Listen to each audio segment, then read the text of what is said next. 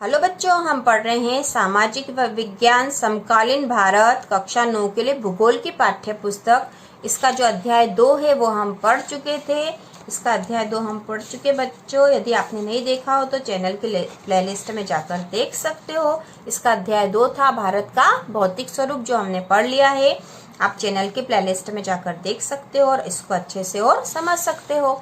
और इसी तरह की और वीडियो देखने के लिए चैनल को सब्सक्राइब कीजिए, लाइक कीजिए। और आज हम करेंगे इसके अभ्यास कार्य। ठीक है, इसका अभ्यास कार्य करेंगे। तो इसका जो प्रश्न पहला है, निम्नलिखित विकल्पों में से सही उत्तर चुनिए। निम्नलिखित विकल्पों में से सही उत्तर चुनिए। तो इसका पहला प्रश्न है, एक स्थलीय भाग जो 3 ओर से समुद्र से घिरा हो।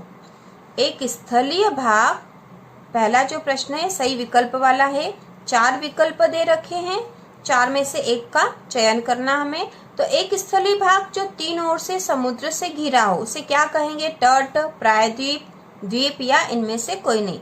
तो जब हमने पाठ पढ़ा था तब भी हमने पढ़ा था कि एक स्थलीय भाग जो 3 ओर से समुद्र से घिरा हो उसे द्वीप कहा जाता है। क्या कहा जाता है?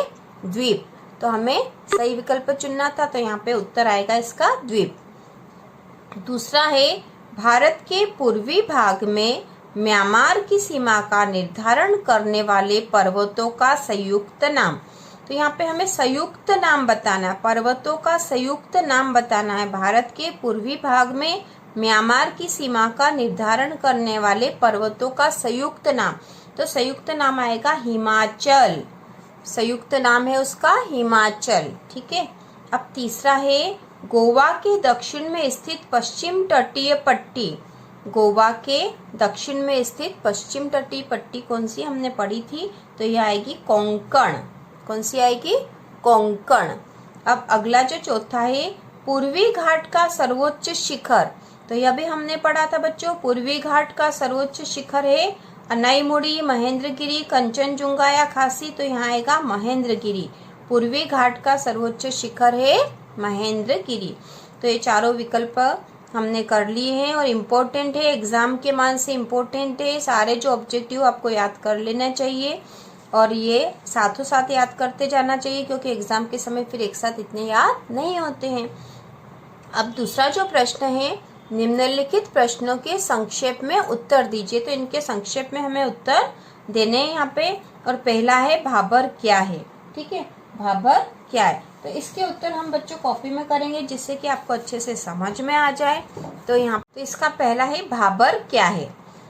इसका उत्तर है, उत्तरी मैदान में नदियां पर्वतों से नीचे उतरते समय शिवालिक की ढाल पर 8 से 16 किलोमीटर के चौड़ी पट्टी में गुटिका का निक्षेपण करती है। इसे भाबर के नाम से जाना जाता है। तो हमारी पुस्तक में भी यही उत्तर दे रखा बच्चों। उत्तरी मैदान में नदियां पर्वतों से नीचे उतरते समय, जो उत्तरी मैदान जब पढ़ा था हमने उसमें दे रखा है ये कि उत्तरी मैदान में जब नदियां पर्वतों से नीचे उतरते समय शिवालिक की ढाल पर, शिवालिक जो पर्वत है उसकी ढाल पर 8 से 16 किलोमीटर की चौड़ी पट्टी में गुटिका का निक्षेपण करती। गुटिका मतलब कंकर पत्थरों का जो निक्षेपण जमाव हो जाता है उसे भाबर के नाम से जाना जाता है। ठीक है। अब दूसरा जो है, हिमालय के 3 प्रमुख विभागों के नाम उत्तर से दक्षिण के क्रम में बताइए। हिमालय के 3 प्रमुख विभागों के नाम उत्तर से दक्षिण के क्रम में बताइए। तो इसका उत्तर है, हिमालय के 3 प्रमुख विभागों के नाम इस प्रकार है। पहला है महान या आंतरिक हिमालय या हिमाद्री। पहला नाम है महान या आंतरिक हिमालय या हिमाद्री। दूसरा है हिमाचल या निम्न हिमालय। और तीसरा है शिवालिक। ठीक है। तो ये 3 नाम है, महान या आंतरिक हिमालय जिसे हिमाद्री भी कहते हैं, हिमाचल या निम्न हिमालय और शिवालिक। ठीक है। तो इसमें हमें 3 नाम ही बताने थे बच्चों, तो आप केवल 3 नाम भी लिख दोगे तो ये उत्तर बिल्कुल राइट होगा। तीसरा है, अरावली और विंध्याचल की पहाड़ियों में कौन सा पठार स्थित है? अरावली और विंध्याचल की पहाड़ियों में कौन सा पठार स्थित है? तो इसका उत्तर है मालवा का पठार। ठीक है। आप पूरा उत्तर भी लिख सकते हो या फिर सीधा ये भी लिख सकते हो, क्योंकि संक्षेप में लिखने को कहा है तो संक्षेप में हम छोटा उत्तर भी लिख सकते हैं। तो अरावली और विंध्याचल की पहाड़ियों में मालवा का पठार स्थित है। ठीक है, बहुत आसान सा उत्तर है ये। चौथा है, भारत के उन द्वीपों के नाम बताइए जो प्रवाल भित्ति के हैं। ठीक है, प्रवाल भित्ति के मतलब प्रवाल भित्ति के बने हैं। इसका उत्तर है लक्षद्वीप समूह, लक्षद्वीप समूह। तो ये इसका उत्तर है, आप याद कर लो।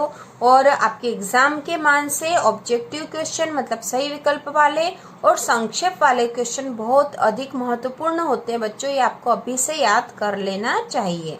और इसके आगे के जो क्वेश्चन है उसका अगला वीडियो बनेगा।